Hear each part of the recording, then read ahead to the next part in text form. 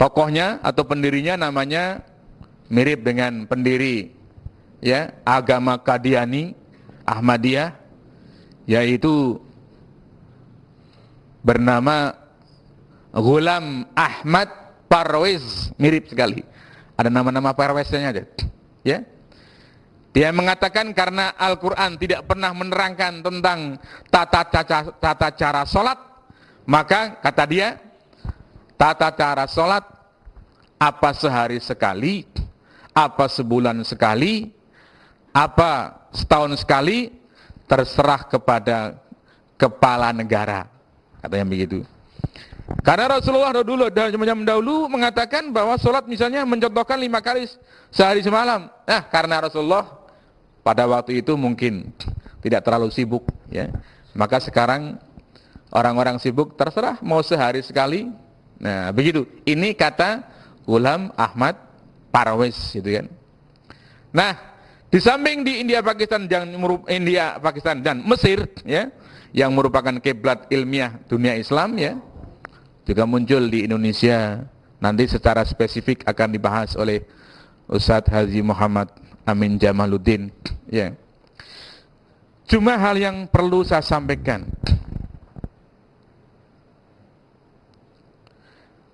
apa status orang yang tidak mau memakai sunnah Nabi atau hadis Nabi sebagai sumber syariat Islam?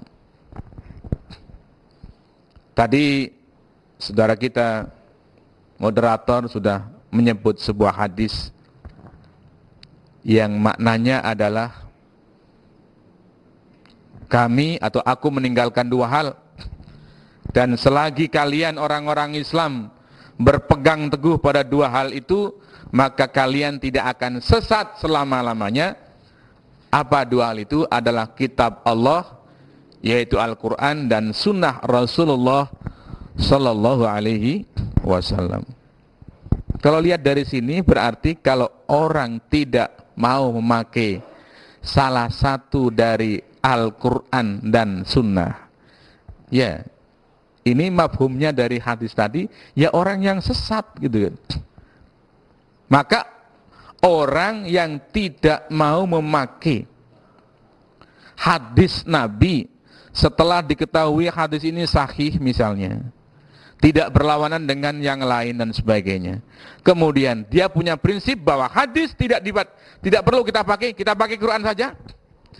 Nah, maka orang itu menurut hadis Nabi tadi atau mafhum dari hadis Nabi tadi, orang tersebut adalah sesat.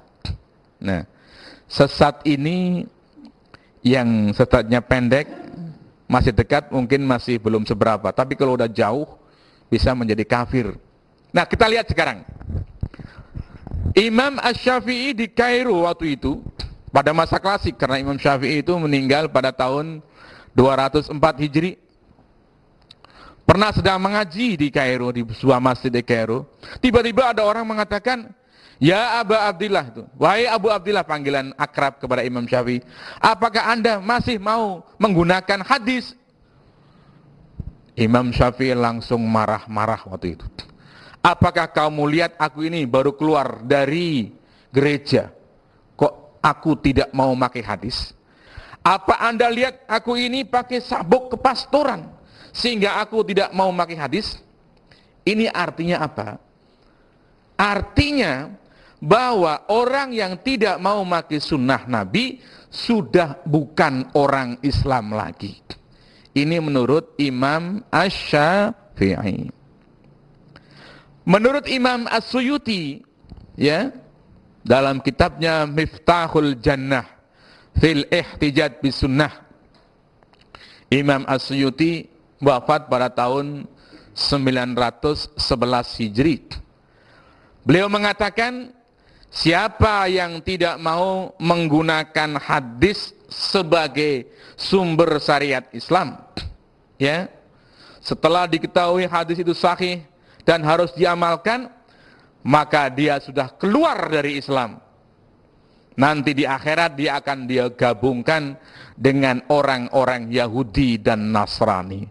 ini pendapat Imam As-Suyuti, sama dengan Imam Asy-Syafi'i, dan itu pengertiannya berarti menafsirkan apa yang dimaksud oleh Rasulullah Shallallahu Alaihi Wasallam, bahwa orang yang tidak menggunakan Al-Quran dan hadis sebagai suatu kesatuan, maka dia akan sesat.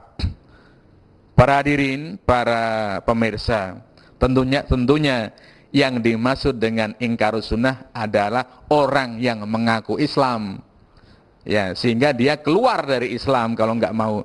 Kalau ada orang kafir nggak mau pakai sunnah, Pak, apa dia termasuk orang ingkarus sunnah? Oh tidak, dia bukan ingkarus sunnah, tapi ingkarul Islam, gitu loh ya. Nah, kalau orang kafir nggak mau pakai sunnah, ya orang kafir jangankan sunnah, Quran saja juga nggak mau, maka dia bukan sekedar ingkarus sunnah, tapi dia ingkarul Quran, ingkarus sunnah, dan sekaligus berarti ingkarul Islam.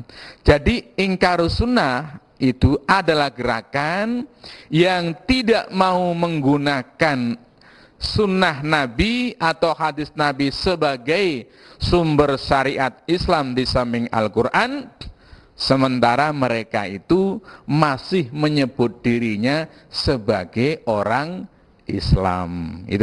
Ini yang penting sekali, dan tentunya mereka punya argumen-argumen, dan argumen-argumen itu dijawab, ya, seperti yang disampaikan oleh Mahmud Abu Royah tadi, seperti yang disampaikan oleh Ahmad Amin, dan sebagainya, seperti disampaikan di Pakistan oleh Ghulam Ahmad Parvez dan sebagainya. Dan tentunya lebih jauh silakan para pemirsa membaca buku-buku yang ditulis secara khusus tentang ingkarus sunnah. Namun mudah-mudahan nanti kita akan berdiskusi tentang argumentasi mereka dan jawaban para ulama terhadap argumentasi tersebut. Barangkali sebagai pemaparan pertama tentang ingkarus sunnah secara global seperti itu, kita dapat mencukupkan sekian. Mudah-mudahan ini akan memberikan wawasan tambahan bagi kita, sehingga kita dapat lebih mantap dalam beragama dengan tetap menjadikan Al-Quran dan Sunnah Rasulullah SAW sebagai rujukan dalam kita beragama Islam.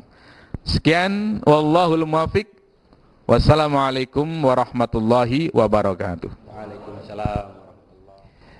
Terima kasih Pak Kiai Haji Ali Mustafa Yakub yang telah memberikan paparannya cukup jelas, ya, sejak zaman klasik sampai zaman kolonial atau yang dikembangkan oleh orientalis penjajahan, dan tadi juga sudah disebutkan siapa tokoh-tokohnya dan juga bagaimana perkembangannya sampai ke Indonesia barangkali.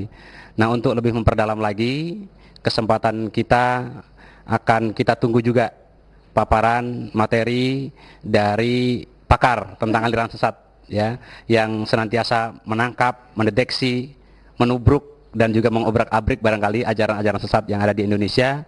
Sesat dalam arti sempalan-sempalan dari ajaran Islam. Dan kepada Bapak Amin Jamaluddin, ya, waktu dan kesempatan saya persilahkan, Pak.